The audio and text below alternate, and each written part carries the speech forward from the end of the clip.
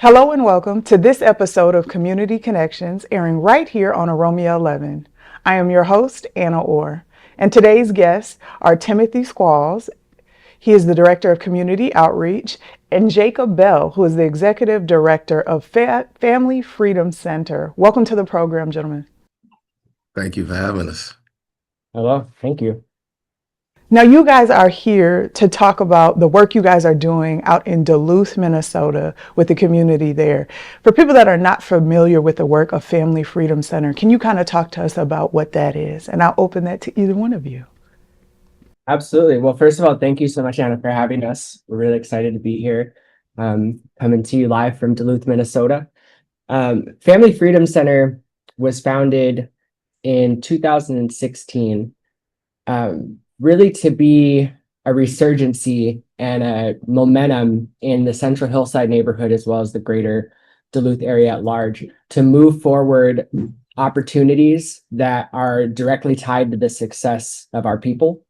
We prioritize programs like youth development, entrepreneurship, and pathways to ownership in general. And that takes a lot of different forms.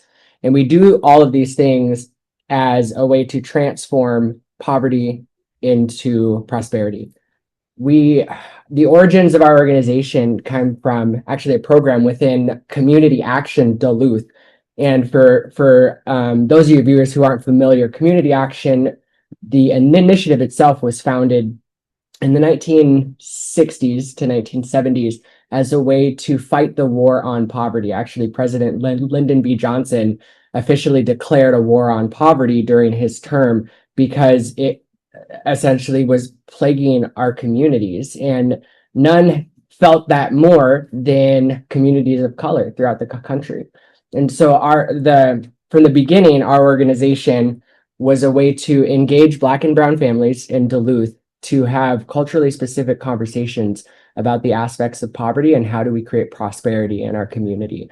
So first and foremost with that is bringing people together. So our first program was a program called Freedom Fridays, and it was essentially a family potluck for the neighborhood for Black families to come together and have for real conversations, what we call them, about where are we at and how do we get to where we want to go.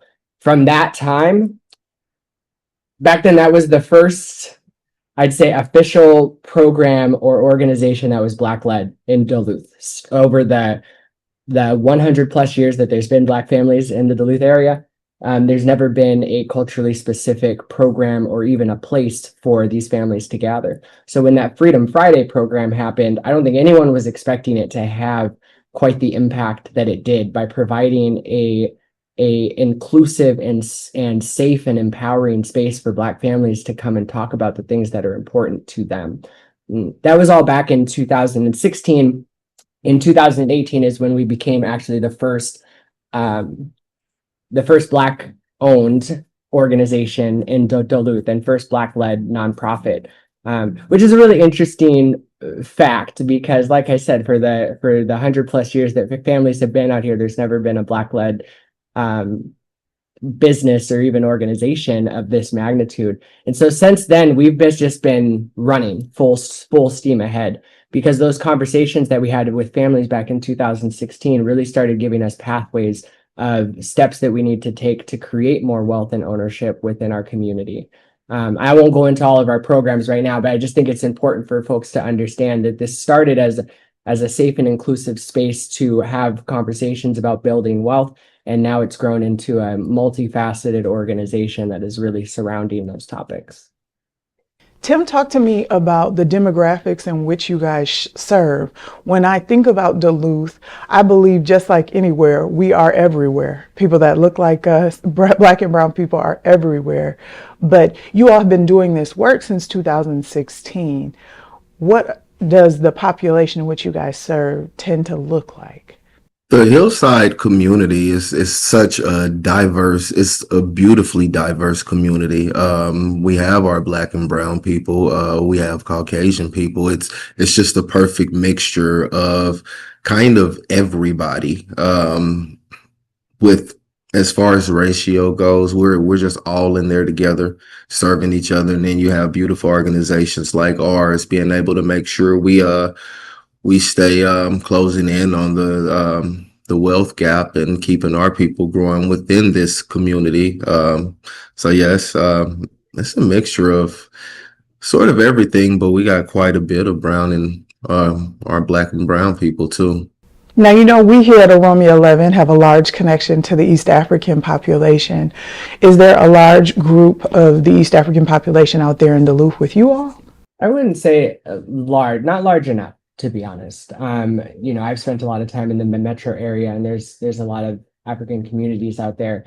I'd say as far as we have a lot of colleges here, and so there is a rather large African community within the college, and we're really trying to connect more with them. I will say to that though, we have done a lot of partnerships with UMD, including our Unapologetically African Freedom Fridays that we just hosted for the last 3 months. And that's been an incredibly powerful opportunity for our community to really bring in the African community to sit down with the Black community of Duluth, and teach us about our heritage and teach us about our culture. And when I say not large enough, I mean it's because we're stronger together.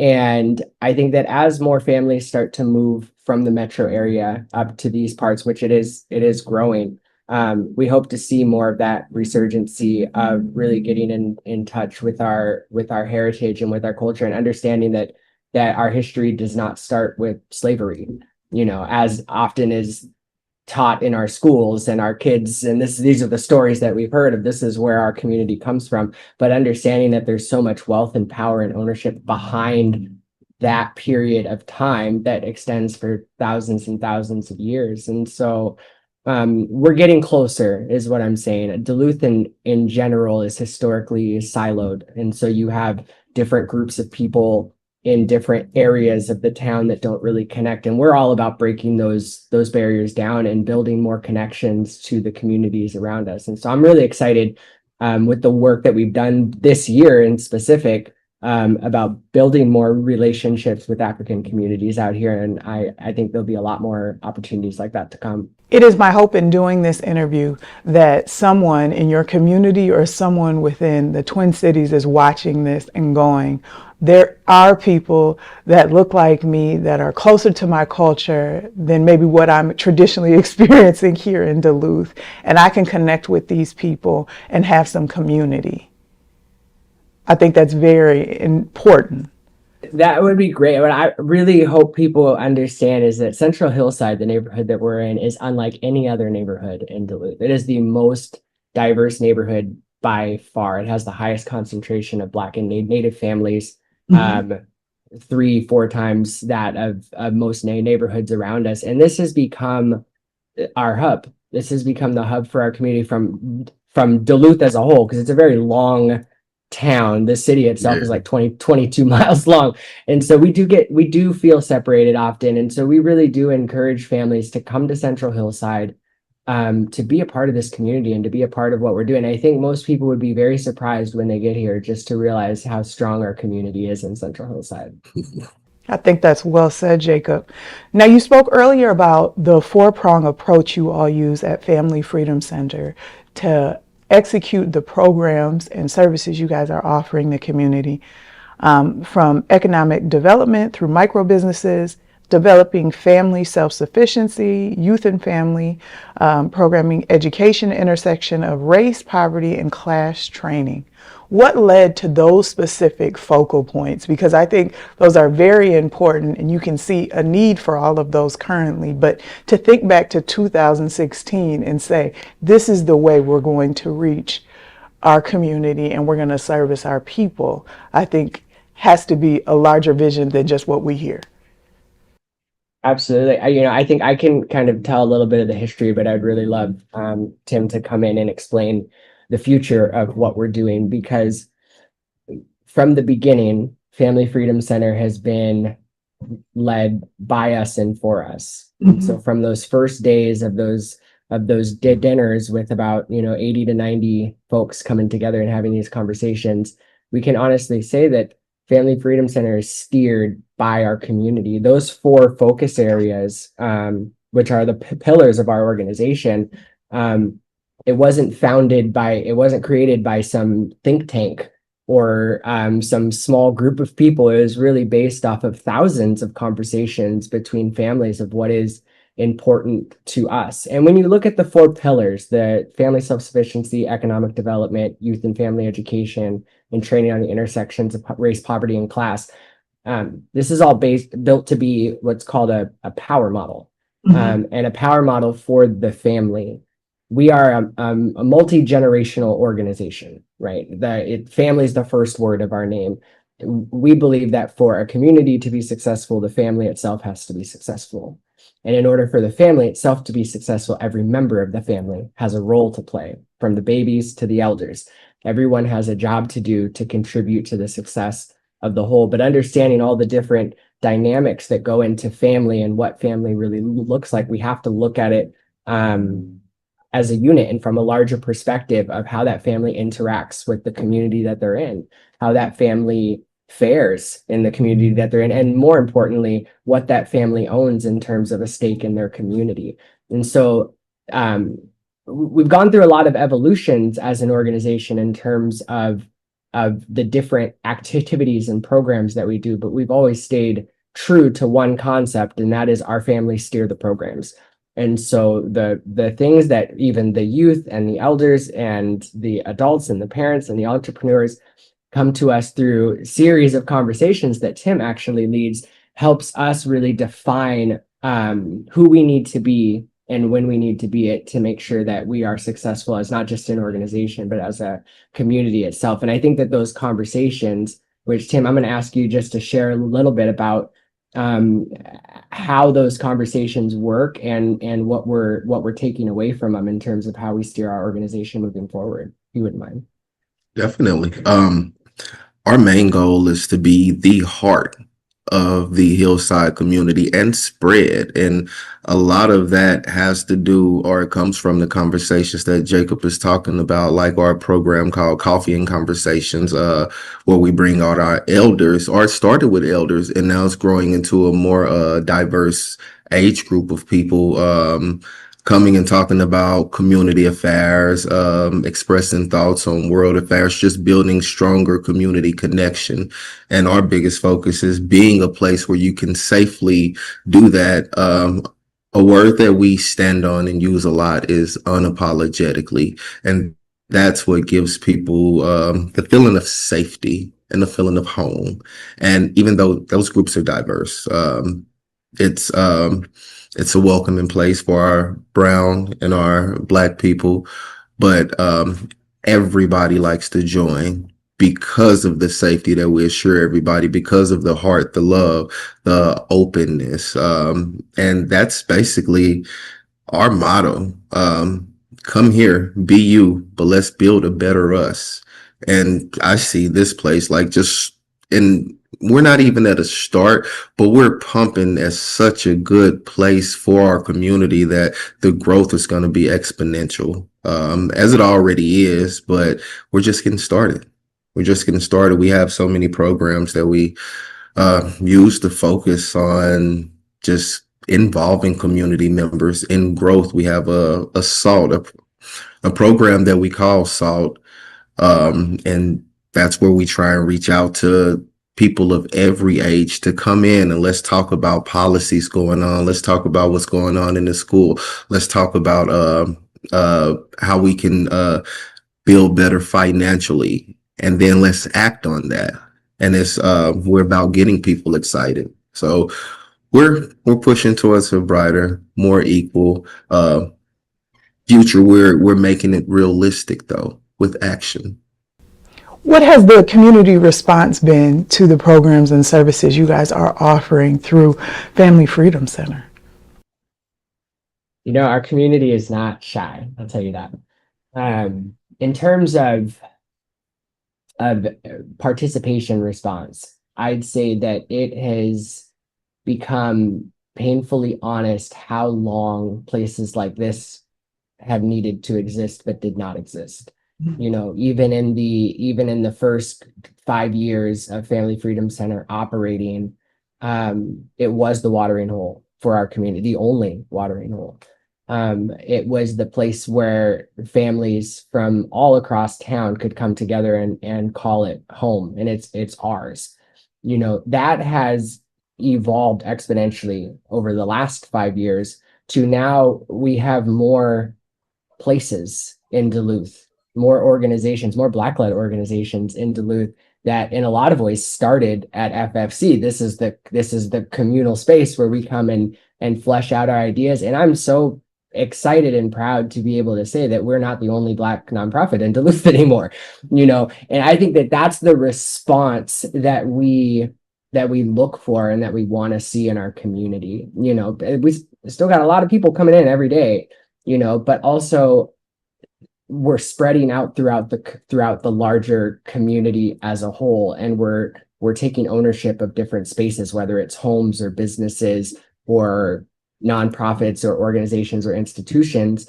Our community is growing, and it's growing exponentially. You know, I started off by saying our community is not shy because we ask our community, we ask our families to keep us in check, and they keep us in check. Like Tim was explaining the SALT program, that's an opportunity for us to learn from our families essentially how we're doing as an organization. And if we're not doing the right thing, they will tell us. Absolutely.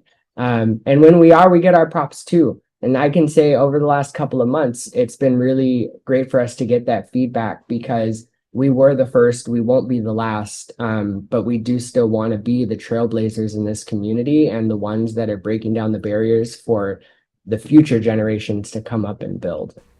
Now, are you guys currently working with civic leadership in your area to support the needs of your community? What has the response been from leadership in the Duluth area around the work you guys are doing? Because you all have the pulse of the community from what it sounds like, not only you all being staff there, but you all being able to talk directly to community members and hear concerns, points of opportunity, successes and failures from them directly. Are you all able to funnel any of that to civic leadership, and what has their response been?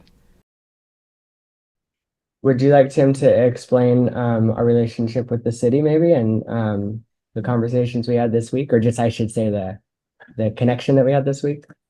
Let me just jump in. It's positively growing, of course, coming from where all of us have come from with the history of just establishing equality.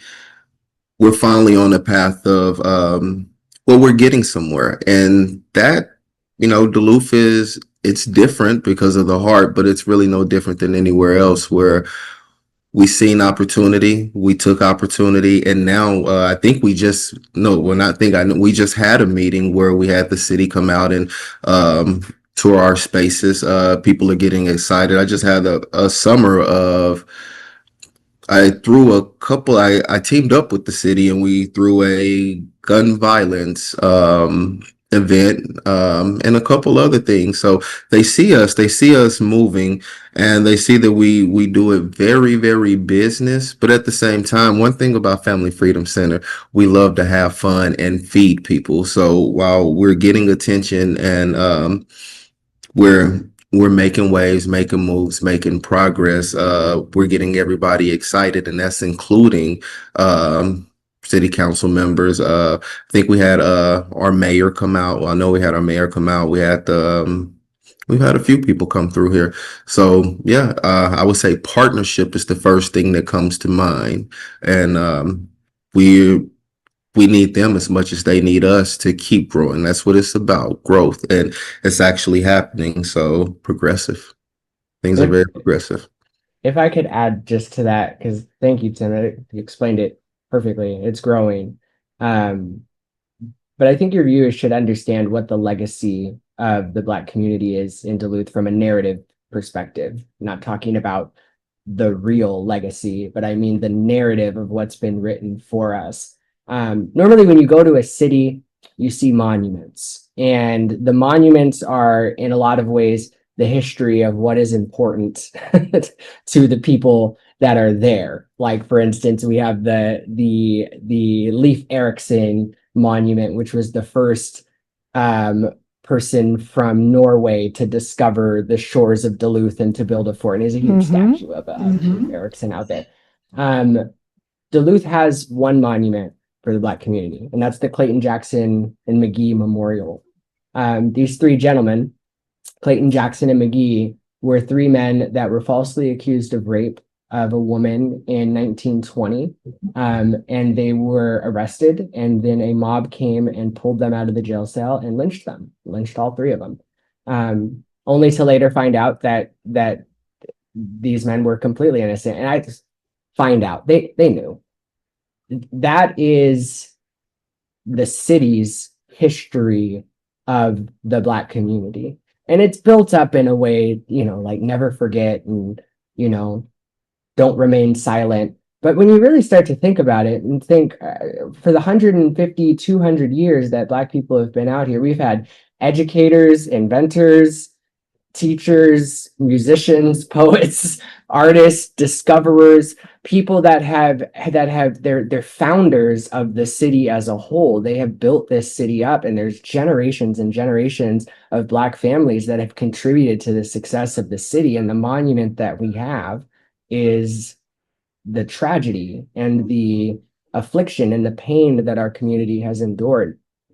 That is been the narrative that we've been working to change with the city, with our officials, with our government, is to understand that our story is our story, big O, our story. The work that this community has done and that our community has done to contribute to the success of Duluth as a whole is a very important story to tell. And that's why we do invite them to see the work that we're doing, not just Family Freedom Center's work, but I mean the Black community's work and what we're building out here, because that's the history that needs to be told. And that's the narrative that needs to change, is that we're not just a community birthed out of tragedy. We are a powerful community of families and people that have a real stake in the community and to the success of the community as a whole. And so we're starting to see it. We're starting to see, representatives in local government. And, we helped form the African Heritage Commission with the city, and we support the commission still. So there has been, I don't want to say there's been no progress in the matter, but there's still a lot of work to do, because 150 years with one narrative is a difficult narrative to change, but it's a process. I agree. Very well said, Jacob. Now, for people that are interested in staying connected to the work of Family Freedom Center, or are saying, hey, I'll be heading out to the Duluth area and I would love to plug into what's going on with you all, where would they be able to do that? Are you all on social media? What's the website address so that people can stay connected? Definitely check us out on our website, which we keep updated with all of our events, and we throw a lot. We stay active. That's familyfreedomcenter.org. You can check our social media out, Family Freedom Center, Facebook. Jacob? I'd say too, stop on by. Our organization is located in the heart of Duluth. Central Hillside is the center of Duluth, and Family Freedom Center is the center of Central Hillside, just from a geography perspective. We're right on 4th Street and Lake Avenue, and anyone from the area knows where Lake Avenue is. We chose this location specifically because of that, because our community is so spread out across a large geographical plane. We want to be in a easily accessible space, and our doors are open. We normally have about 40 to 60 kids that are here every day, but by extension also their parents and the elders and the folks that just stop by. And I think one of our favorite things is when we see new faces here, because they don't stay new, they become familiar really, really quick. But that's what this is about. We haven't really talked about our specific programs because there's so much to talk about. So like Tim said, go to our website and see what the programs are. But I think first and foremost is we're a safe space. We're an empowering space, and we are here for the entire community to be able to take part in the work that we're doing. So we don't want anyone to ever feel like they have to make an appointment. In fact, no one makes appointments here. They just walk on in. We serve dinner at 5. In the summer, we serve lunch at 12.